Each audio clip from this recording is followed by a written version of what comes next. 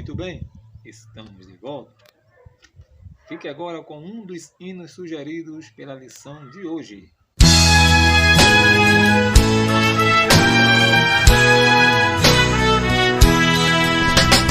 Quem está batendo assim e enche-me de comoção? Quem procura por mim, sinto bater no coração. Quem bate diz com mansidão: eu sou Jesus, vim te salvar. Abre teu coração, dentro de ti quero ser. Quem será? Quem pode ser? Sinto bater no coração. E farei, que vou fazer? No vale estou da decisão. Quem bate diz com mansidão: eu sou Jesus, vim te salvar. Abre teu coração, dentro de ti quero ser. Quem escuto eu bater, eu sou Jesus, o bom Jesus. Abre logo sem temer, quero te dar a minha luz. Quem bate diz com mansidão: eu sou Jesus, vim te salvar. Abre teu coração, dentro de ti quero cear. Entra, Salvador, meu coração te quero dar. Só em ti achei amor, mesmo em mim queiras morar.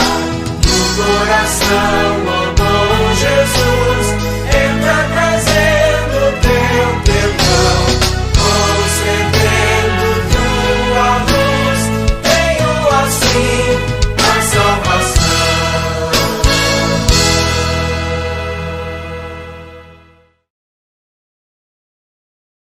E também, se não é inscrito no canal, deixa o like, se inscreve no canal, ativa o sininho das notificações para não perder nenhum vídeo novo desse canal. roda A vinheta! Aê! Muito bem. A lição de número 11, a lição que estudaremos no dia de hoje, será comentada no dia 12 de junho de 2022. E, segundo o autor da lição, é o dia do pastor. Muito bem. Sendo cautelosos nas opiniões, é o título da lição de hoje, lição número 11. Lembrando que este trimestre de 2022, o tema geral é os valores do reino de Deus, a relevância do Sermão do Monte para a Igreja de Cristo. Muito bem. E na lição do número 11, já chegando na reta final deste segundo trimestre de 2022, você sabe que a lição do terceiro trimestre já está chegando, já está por aí, veja aí na tela. Muito bem. Sendo cautelosos nas opiniões. Textual está em Lucas, capítulo 6, versículo 36, no Evangelho, segundo escreve o Dr. Lucas. Sede, pois, misericordiosos, como também vosso Pai é misericordioso. Muito bem. Verdade prática. Quando julgamos as pessoas, nos colocamos em uma posição que não compete a nós, seres imperfeitos e falhos. Interessante esta verdade prática. Leitura bíblica diária, de segunda a sábado, temas importantes para o nosso elevo espiritual. Temos a leitura bíblica em classe, está em Mateus capítulo 7, versículo de 1 ao versículo 6, que é aquele texto que fala: não julgueis, né? Para que não sejais julgados.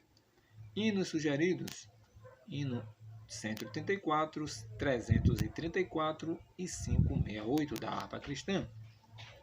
Vamos fazer o possível para colocar no final desta aula também mais um dos hinos sugeridos. Muito bem. Temos uma introdução. Nesta lição, veremos que o Sermão do Monte, né? No Sermão do Monte, Jesus ensinou a respeito do julgamento do próximo. O mestre foi bem enfático ao declarar: não julgueis e não sereis julgados. Somente o Senhor, que é o conhecedor de todas as coisas, tem autoridade para julgar suas criaturas. É verdade prática de estudo, né? Mas a palavra-chave desta lição é cautela, cuidado, né? Para não cair no erro. Cautela também quer dizer a pessoa ter, como as virgens, prudência. Não é verdade? Muito bem. Vamos comentar rapidamente sobre esse texto áureo. Sede, pois, misericordiosos, como também o vosso Pai é misericordioso.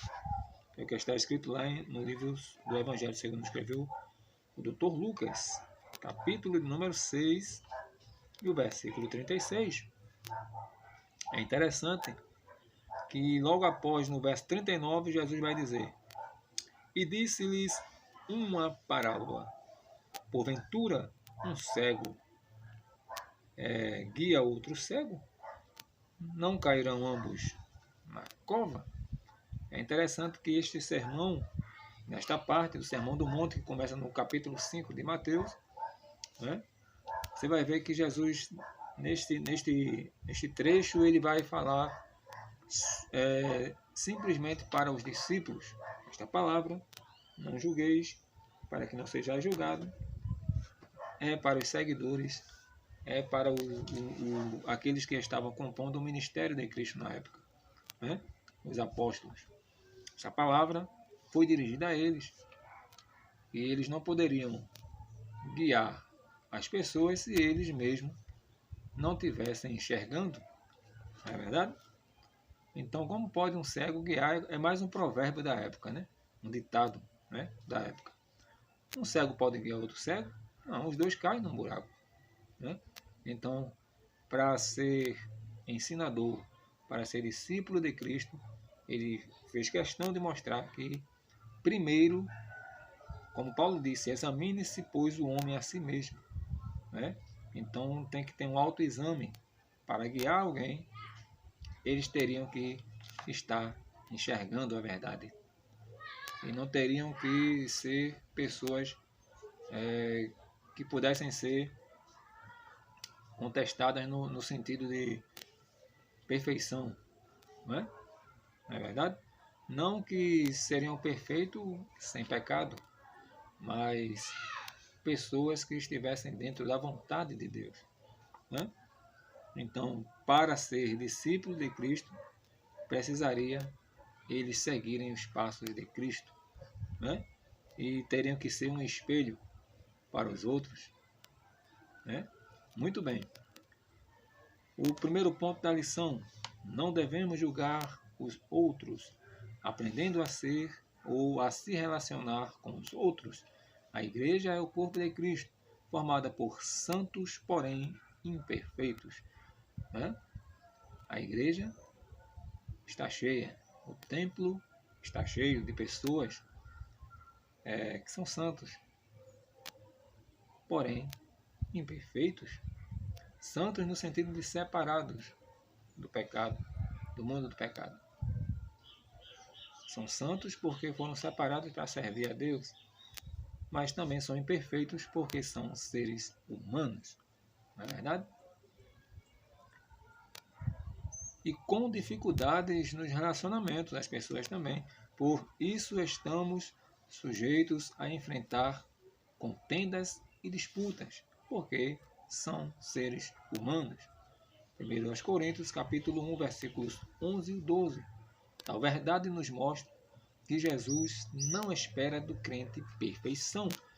E o que dizer quando Deus falou para Abraão e disse: anda na minha presença e ser perfeito?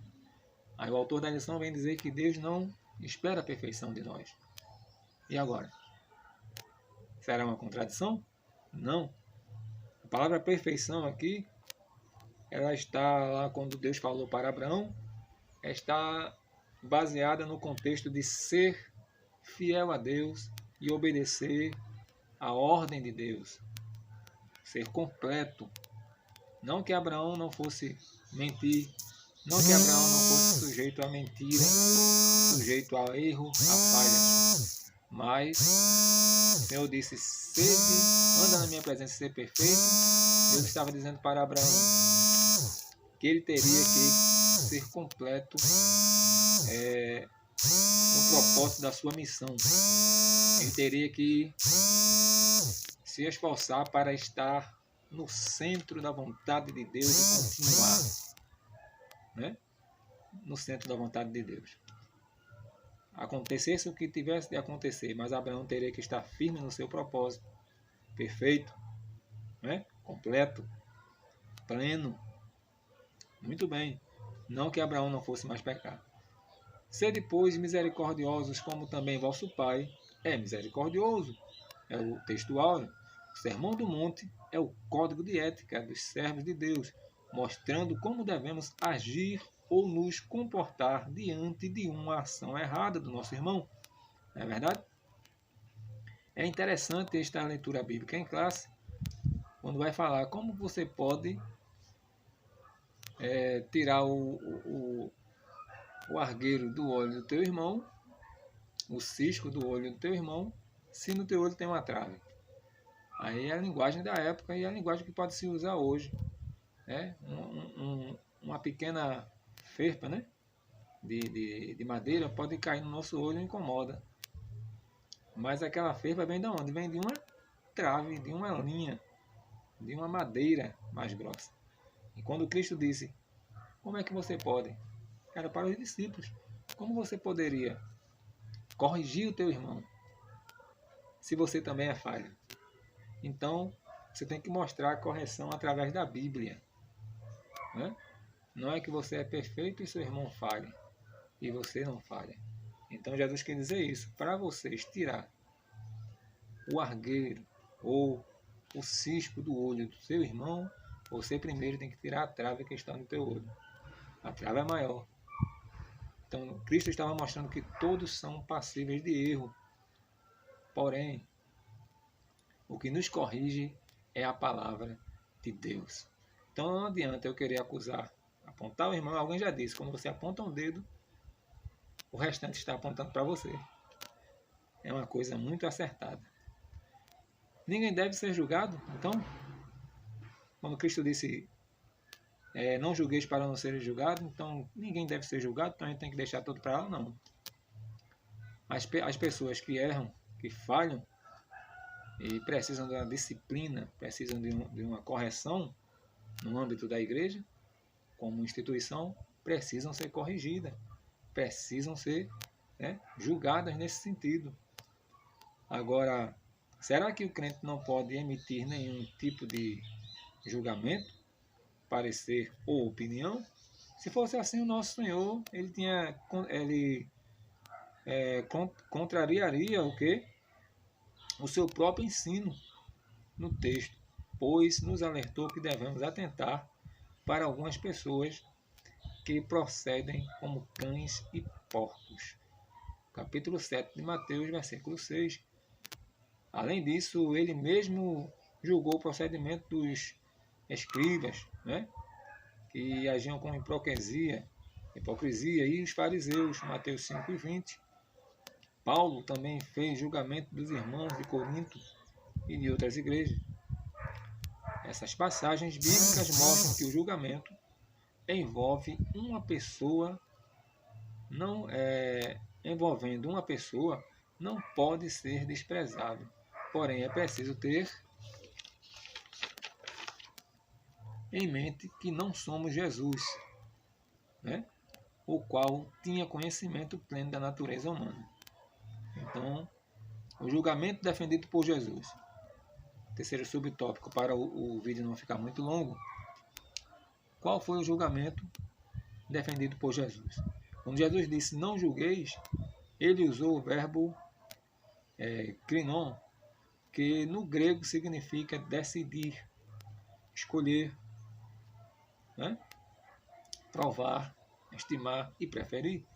Ele queria ensinar que não podemos julgar alguém tão somente baseado em nossas observações ou pela aparência da pessoa.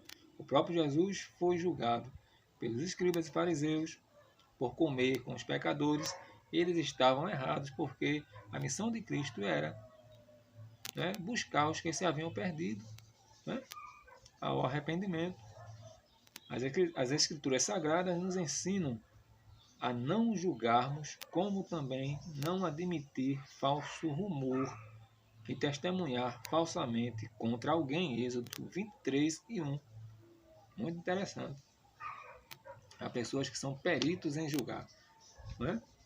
Quando Jesus entrou na casa do fariseu, estava lá no jantar, que a mulher entrou, começou a molhar os seus pés, enxugar com os seus cabelos. O fariseu julgou. Tanto é que Jesus disse assim, 7:38, a partir do verso 38 de Lucas, quando Jesus contou uma história, aí fez uma pergunta ao fariseu, o fariseu falou, aí Jesus disse, julgaste bem, porque os fariseus e escribas, eles eram pessoas peritas em julgar. Aí Jesus disse, julgaste bem, né? Pode ler, 7:38 de Lucas. Devemos primeiramente olhar para nós mesmos. Segundo tópico, cuidado com o juízo exagerado sobre os outros. Pessoas que emitem juízos impensados e infundados a respeito de outros podem estar tentando esconder os seus próprios erros, não é verdade? Há pessoas que são peritas em julgar os outros, apontar o erro dos outros, né? Como alguém já disse, é o dom de língua grande, né? Ele não vê o erro na sua própria língua, mas vê o erro sempre os outros estão errados, né? É muito interessante isso.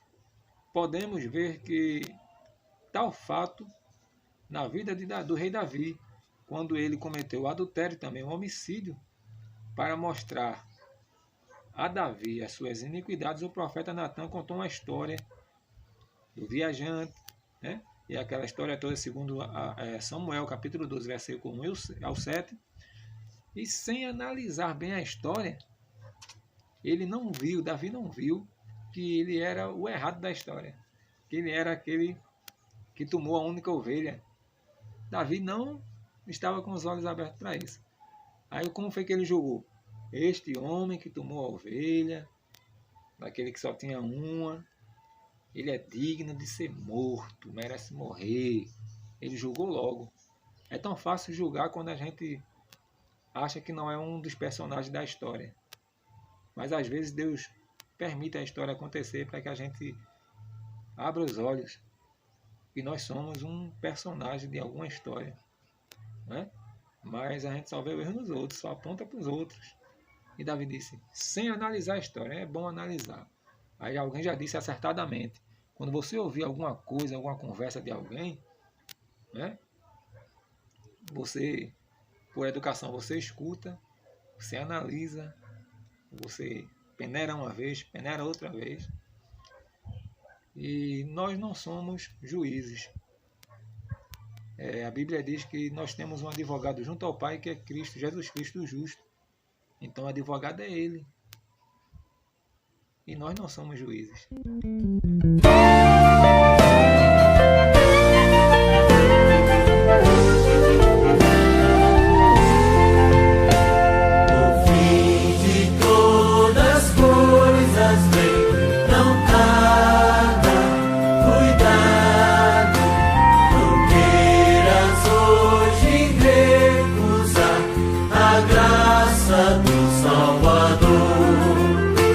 Procura bem de perto.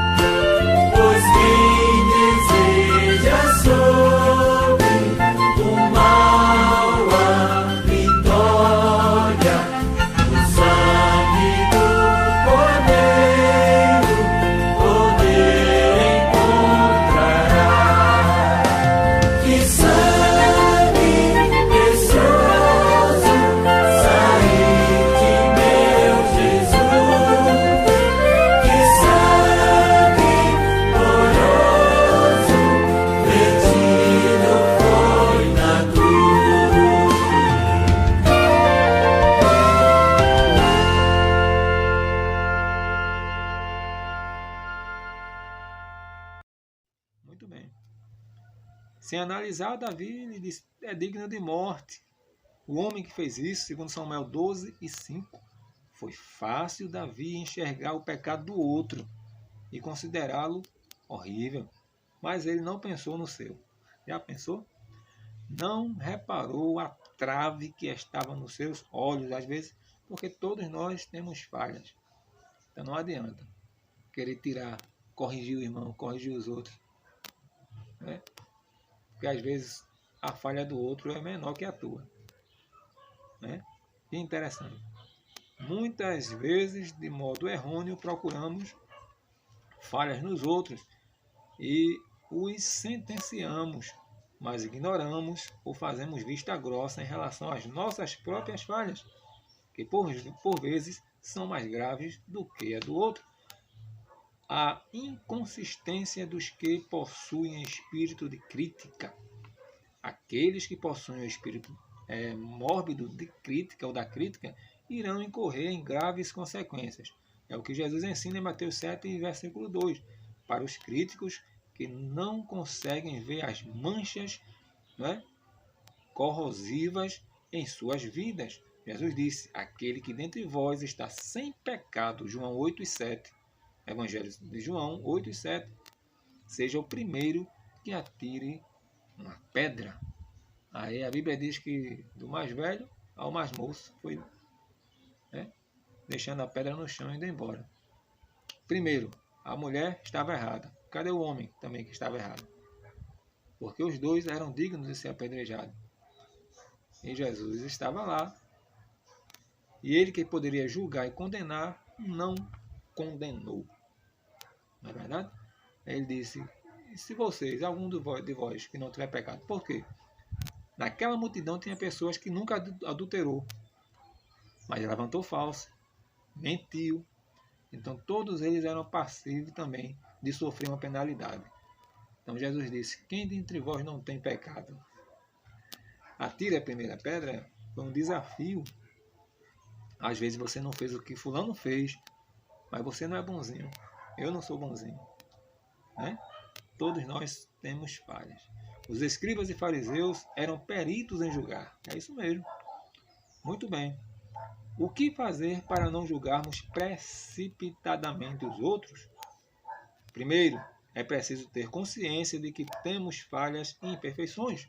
Segundo, precisamos nos relacionar com as pessoas com o mesmo amor que um dia Jesus Cristo teve por nós. E terceiro, não podemos nos esquecer de que fomos alcançados pela graça e precisamos tratar a todos com o mesmo favor imerecido, porque graça é favor imerecido. Eu não mereço, você não merece, nós não merecemos. Então, misericórdia é quando Deus não me dá o que eu mereço, e graça é quando Deus me dá o que eu não mereço. Entendeu? A misericórdia é dele que nos alcançou. É muito interessante isso. Ao invés de julgar, que venhamos orar por aqueles que pecaram, pedindo ao Senhor que lhes conceda um novo recomeço. Muito bem, que interessante amar as pessoas com o amor que um dia Jesus nos amou. Foi um amor que nós não merecíamos ser amados. Ele nos amou primeiro. Nós não fizemos nada para ele nos amar. Inclusive, tudo quem fez foi ele por amor. Terceiro ponto da lição. Se fôssemos julgados pela veracidade de Deus. Já pensou? Deus é severo. O apóstolo Paulo diz que devemos considerar a bondade e a severidade do Senhor. Romanos 11:22. A bondade de Deus é revelada por intermédio da salvação em Jesus Cristo, no que tange a sua veracidade ou severidade. Deus é severo. Ela é empregada para com aqueles que pecam deliberadamente. Então, aqueles que pecam e não se arrependem, a severidade de Deus é por isso que acontece. Quando acontece, tem coisa que alguém diz que nós pagamos aqui mesmo, né? É a severidade do Deus Todo-Poderoso. Não se brinca com Deus, ele não se deixa escarnecer. né? Como Deus nos julga. O Todo-Poderoso não é um ser que está no céu desejando agir brutamente, né? Que descarrega a sua ira aleatoriamente. É preciso compreender que no relacionamento com as suas criaturas ele age com retidão e justiça. Isaías 45:21. O crente deve ser consciente de que Deus é justo, estabeleceu um governo moral no mundo e disponibilizou suas leis para serem praticadas. Muito bem, o julgamento do Senhor não é feito pela aparência dos fatos, pois Ele conhece o mais profundo do nosso coração e intenções. Terceiro subtópico do terceiro tópico. O exemplo da justiça de Deus na vida de Davi. Primeiro, Davi era um homem segundo o coração de Deus. Mesmo assim, pecou, falhou, errou feio. Porém, ao pecar contra o Senhor, o próprio Deus, o próprio Deus, né? Ele experimentou a justiça divina. Por quê? O Senhor disse, a partir de agora, eu vou te perdoar, Davi. Ele escreve Salmo 51. Né? Não retire de mim o teu espírito. Né? Aquela coisa toda. Aí o Senhor diz, mas a partir de agora, eu perdoo, mas a espada não vai sair da tua casa. A consequência, Deus muitas vezes não interfere nas nossas escolhas. Eu posso escolher pecar, você pode escolher pecar. Mas Ele não interfere nas escolhas, porém Ele também não nos livra das consequências. Não é verdade? Todo-Poderoso não isentou Davi da punição. Deus é Pai amoroso, mas também é justo e não tem o inocente ou o pecador ou culpado por inocente. A severidade divina é para aqueles que não vivem segundo a sua palavra, que escondem os seus pecados, mas a sua bondade e cuidado alcança aqueles que confessam e deixam os seus pecados. Que Deus abençoe a tua casa, a tua vida, em nome de Jesus. Amém.